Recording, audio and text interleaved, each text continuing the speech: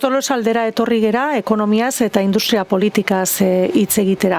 Industria izan da lurralde honen motorra urtetan eta horri berreskuratzea izan beharko luke etorkizuneko apustua.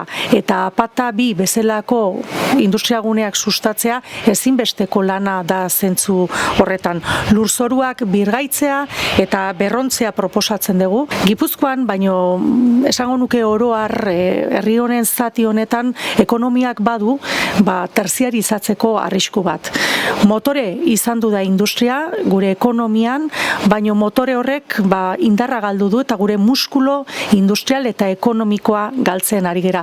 Urtetan inertzia kudeatzen aritu gera, urtetan nolabait desegokiak izan diren erabaki politikoak hartu dira eta transizio handien garai honetara iritsi gare, lidergori gabe eta gure burua behar bezala prestatu gabe. Euskal Herria Bildutik politika industriala berreskuratzeko proposamen bat jarri dugu mahai gainean eta proposamen hori gainera eragile sozial, ekonomiko eta teknologikoekin kontrastatu dugu eta zentzu horretan uste dugu badugula ze eginik lidergo publikotik Euskal Industria eredu iraunkor, sozial eta aurreratu bat eraiki ahal izateko.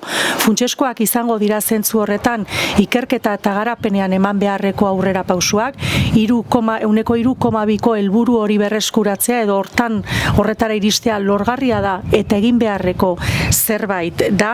Industria eredu aurreratuei lotutako teknologiak enpresetan txertatzea ere funtseskoa izango da, enpresa hauek produktiboak izan daitezken eta kompetitiboak izan daitezen garai berrietan eta hortan inbertsio estrategikorako funts soberano bat aktibatzea eta sortzea ere ezinbestekoa izango da.